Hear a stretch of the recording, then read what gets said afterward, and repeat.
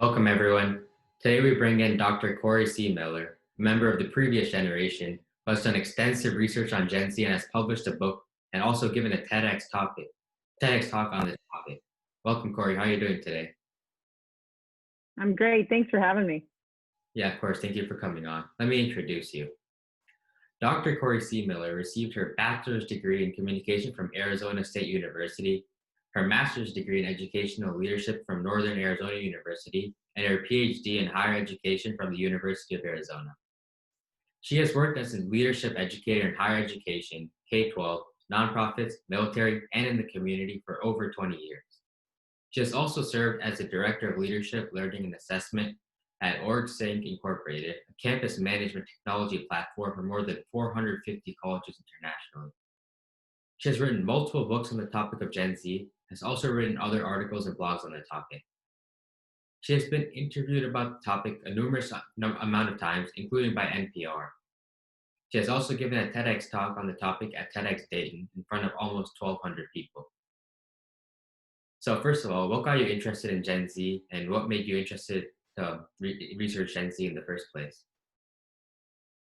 Well, at the time I was working at a college. I'd been working at colleges and universities for most of my career. And, I had seen students come into college and, we did sort of the same old thing with them over and over. We sort of expected a certain, student. And it was the summer of 2013. And all of a sudden we had some very different kinds of students coming through the door, and they were asking different kinds of questions. We had different interests, and I thought, well, this is interesting. So at that point, I started Googling and found out that we were at a generational shift. And I don't necessarily believe that it's like 1 year and all of a sudden everybody's different. It doesn't really work like that. It's probably building for a while, but it was pretty noticeable that summer of 2013 when all of these high school students were getting ready to come to college and they came to summer orientation, and wow, they were interested in changing the world and doing all sorts of things that just was eye-opening for me. So at that point I thought, well, if we're going to do a good job with these students when they come to college, we have got to understand them. We have to know what they care about, how they like to learn, how they make friends, and pretty much everything about them in order to best serve them. So my interest really came from an idea of trying to just be a better college educator so that I know that I can help my students be successful. Mm-hmm. That sounds good. Really interesting. It's cool to know that older people are also interested in our generation as well. Absolutely. Yeah. I also saw that you're an author of a few books and blogs. What got you interested in writing? Like, how did you get started in expressing your thoughts in the form of a book? Well, what's interesting is I've always been fascinated with writing. When I was young, I was about 17. I wrote a short story, and because I saw an ad in the paper that said anybody who would write a short story and they accepted it into this little self-published book back then, you would get $250. So I wrote this short story and I didn't tell anybody that I wrote it, and I sent it in to this newspaper ad, and I actually got picked, and I got $250, and they published it in a book. And then later on, that book got picked up by a major publisher, and I got asked if they could reprint the story. And I got really excited because I was only in high school at the time. I was, and just finishing high school. It was just before my 18th birthday. And so it was interesting to me because I thought, wow, I'm so young and I can publish something. And so from that point on, I always realized that, that was an option for me. I could write something. Somebody would publish it. They would listen to me.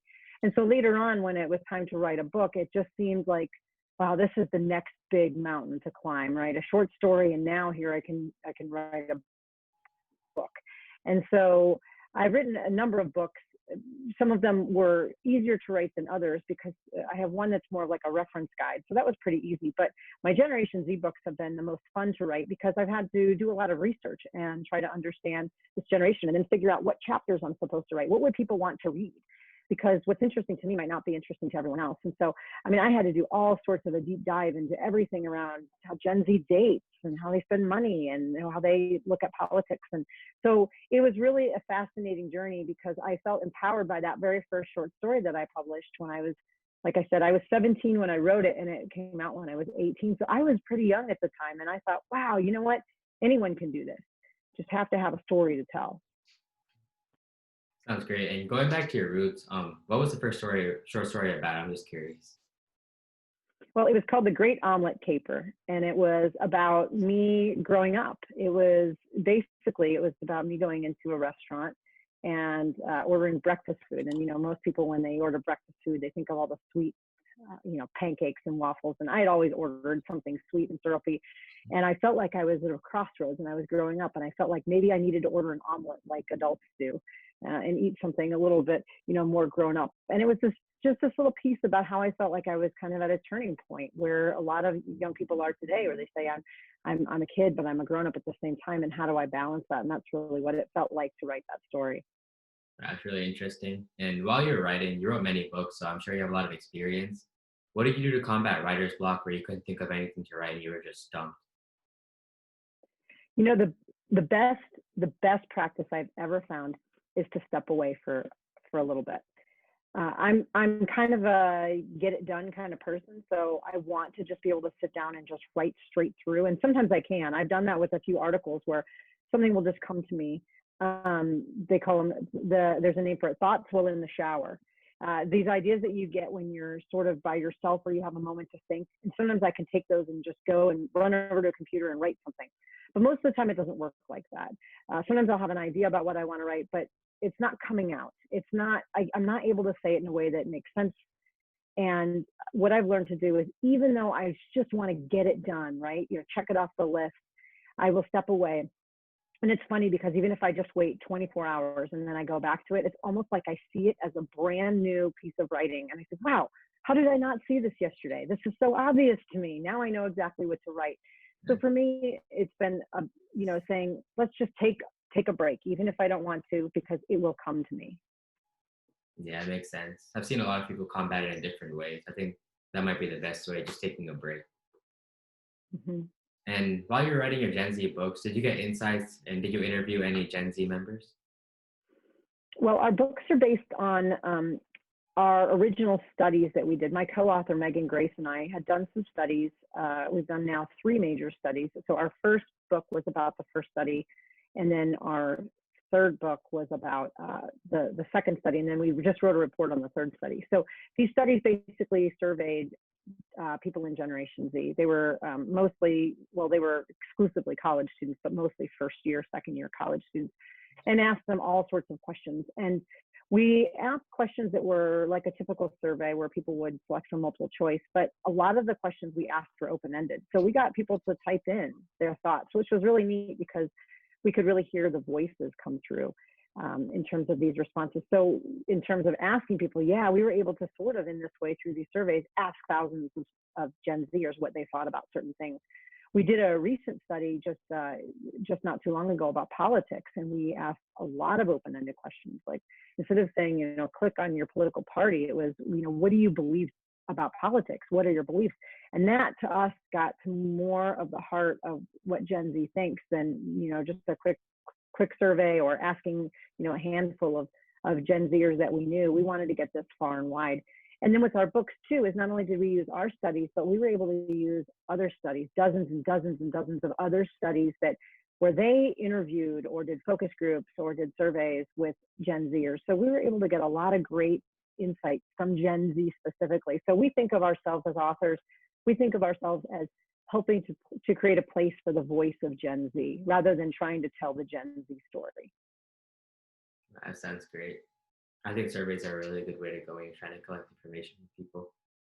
Mm-hmm. And one of the topics I'm personally very interested in, which I've also been studying, is integrating Gen Z into the current workforce, because there's a lot of communication barriers and differences between the current workforce and the new generation of people coming in. What are your thoughts on that? Well, we are at such an interesting crossroads because we have so many living generations in the workforce right now. I mean, we have the oldest of them. The oldest of oldest is the silent generation, that are in their 80s, some of them still working, all the way, boomers, Gen X, millennials, and Gen Z. So we have lots of different folks with lots of different experiences and backgrounds in one space at one time. And, communication is certainly one of the big ways of looking at different generations and how they work together. You see older folks who are more interested in face-to-face connections, younger folks a little bit more interested in technical and digital connections. But it isn't always that kind of cut and dry or black and white. It's actually some of the data that we found on Generation Z in a couple of our studies now, and then other studies have found that Gen Zers actually really love face-to-face communication. And so that bodes really well to working with some older folks who say, hey, I want to talk to you face-to-face. I don't want you to send me a text about this. And knowing when it's the right thing to do to maybe pop in and say, hi, can I talk to my boss face to face, or is it okay to send a message? Now, what's interesting is sort of in the middle here is Gen X, who is very prominent in the workforce, and they love email. And very few generations other than Gen X like email. And so they're emailing everybody, and they're wondering why, Gen Z doesn't want to respond, and millennials would rather just, text them back, and boomers just want to stop in and say hi. So, this disconnect happens across all levels. But, it's not just communication too. There's other things too around how we like to be appreciated and rewarded, and how, the working environments where you have millennials who tend to be very collaborative and want to be around people all the time, and not all of them, but generally speaking. And Gen Zers who say, give me a project, I want to work on it on my own. So even those things, while it isn't direct communication, it is sort of communication. But Gen Zer doesn't want to hang out with millennials at the lunch table every single day at work. It looks like that Gen Zer doesn't want to be a team player, when that's not it at all. It's actually just that the work preferences are different. Yeah, it makes a lot of sense. I looked into it as a lot as well. It makes sense. And I've also seen you spoken on multiple podcasts and at TEDx as well. What initially sparked your interest in public speaking? Well, when I was really little, I used to pretend that I was a teacher. I was like 5 years old, and I'd put all my stuff in them, and I would teach them all about whatever it was that I wanted to teach them about. So I always liked this idea of being up in front of people. But it was a lot easier, honestly, in front of 5 stuffed animals than it was in front of 1,200 people at the TEDx Dayton talk. But I've always liked being able to share stories. I think as a speaker, there's different types of speakers. There's motivational speakers, and then there's, informational speakers. I like to kind of blend it all together. I want to be able to share information that I know, because I think it's useful. I think the things that I've learned can help people better work with Generation Z. So I feel like a sense of responsibility to be able to speak and share a message. But I also think it's important that to speak in a way that shares stories, that shares a little bit of kind of who I am as I'm interpreting what Generation Z is all about. And so when I think of speaking, if I think of just getting up and giving a PowerPoint presentation and reading off bullets, that seems, first of all, very boring, but it also seems like, you're sort of the expert imparting your wisdom on other people. But if you think about speaking as a storyteller, where you're just trying to tell a story, it feels less scary to get up in front of people. And it also feels more fun and exciting. I used to get really freaked out when I would go on stage. In the first 2 minutes of when I would speak, I would grab onto the podium and hold it as tight as I could, because I was afraid I was going to faint. And I actually remember reading this article right before I gave my TED talk, and it said, one of the best pieces of advice for speaking is, instead of trying to calm down your nerves, is basically lean into those nerves, get excited, use those nerves and that anxiousness, and get excited. And if you can turn that into excitement and energy, not only will you be less nervous on stage, but you'll also come off better. People will say, wow, that speaker's full of energy. So before I go on stage and I speak, whether it's on a big, huge stage in front of 1,000 people, or whether it's in front of 20 or 30 people in a classroom, I usually say to myself, let's go have fun. Let's go have fun, because the day that speaking isn't fun anymore is the day that I probably shouldn't be doing. Yeah, it makes a lot of sense. There's a lot of people around me that have many great, interesting ideas and thoughts, or are really smart and bright in the mind, but they don't know how to share their thoughts, or they're scared of public speaking. That's definitely a good way to put it. And I'm sure a lot of people like that can learn from you. And I was just wondering, do you have any inspirations growing up or right now? Is there anything or anyone that inspires you to do what you do? Well, I'm inspired by, looking at really what the world needs. And, every day there's a news story, and it's been like this. It's not just now, it's been like this my whole life too. There's doom and gloom. And I want to be a part of what makes the world better. And that inspires me every day, knowing that every time I teach a class, maybe I'm helping my students learn something that will help them change the world. Or every time I give a presentation or I speak in front of a large audience, I think maybe, just maybe, something I say will help one of those people do something that makes a difference in the world. Maybe I am making a difference by teaching and educating and speaking to others, because those people are going out and making a difference in all of their lives. I've had students write me years later telling me that something that I said or did that I don't even remember has made such a profound impact on them that they've gone on to do this or that in their careers or something in their volunteer lives. And I think, wow, that to me is my motivation. That's my inspiration every day, is to know that potentially that maybe something that I share, something that I say might simply make a difference to other people. Yeah, it's a great way to think. And that must seem great, just knowing how many people you help every day. Yeah, I love getting letters from students or emails or something. It's, you know, it's always the ones you least expect too. That's what I love about it. Yeah, it's great. And back in 2013, I think you said, is when you experienced a shift. What did you do? What did you do to combat that?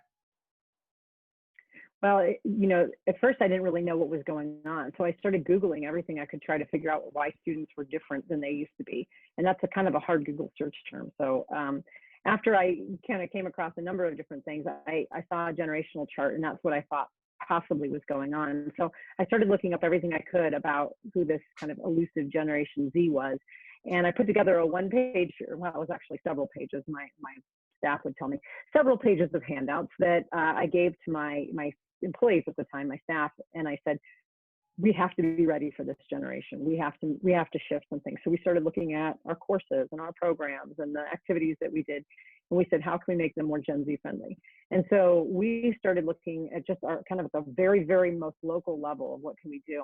But it was interesting because word got out across my campus that all of a sudden that I'm somehow a Gen Z expert, and they, you know, I got summoned to other people's meetings and said, how can you help us be more Gen Z friendly? And that's what really kind of, you know, opened up the doors to saying, okay, well, this is information that I shouldn't just keep to myself. And at that point, I had a graduate student, her name was Megan, and she's now gone on to be my co-author and co-collaborator, but she said, I'm fascinated about this stuff too. I want to do this with you. So I'm really, from that point, it was almost like, you know, you're enlightened, you know, with education. Once I knew that Generation Z was coming, once I knew that they were going to be a little bit different, I had a sense of responsibility to make sure that I at least tried my best in my own programs, in my own small circle of influence, to make a difference. But that, like I said, it sort of unraveled into, hey, can you share that with us? Can you share that with us? And then all of a sudden it was, I'm presenting at conferences, and then all of a sudden I'm getting a book deal, and all sorts of things are happening because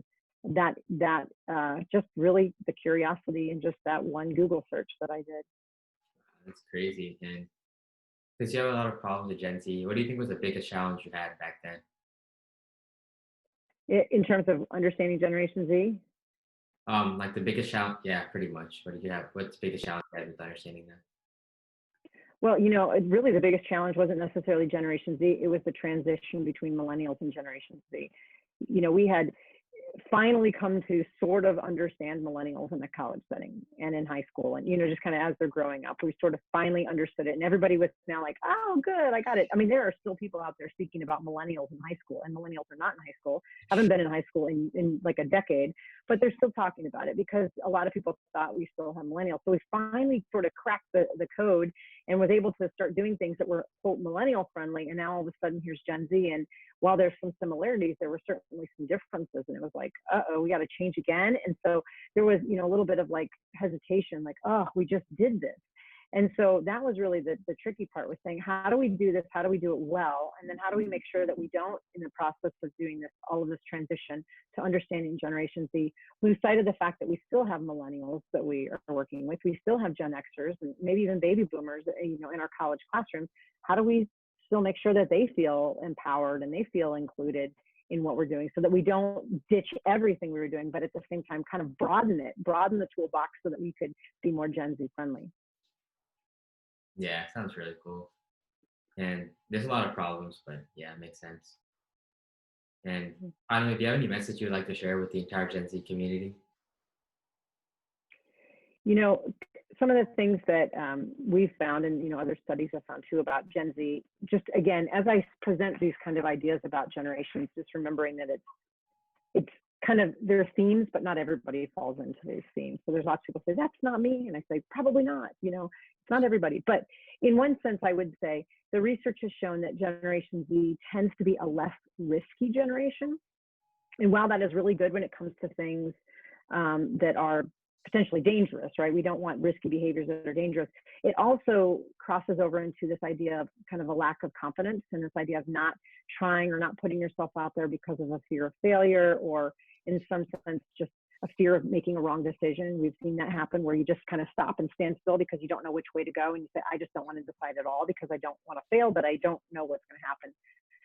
So we keep seeing certain things coming up around this idea of not being able to kind of bounce back after something goes wrong. And that's just a tricky place to be. And especially, feeling that way or having those experiences, at an age where, you're in high school, you're transitioning into college, you're going through college, that's just a hard time. My advice, though, is, and I will tell you this from personal experience, and it took me a really long time to figure this out, is, I love it. This is actually a motto of, I live in Arizona, and it's the Arizona State Lottery. And so I have to give them credit where credit is due. It's, you can't win if you don't play.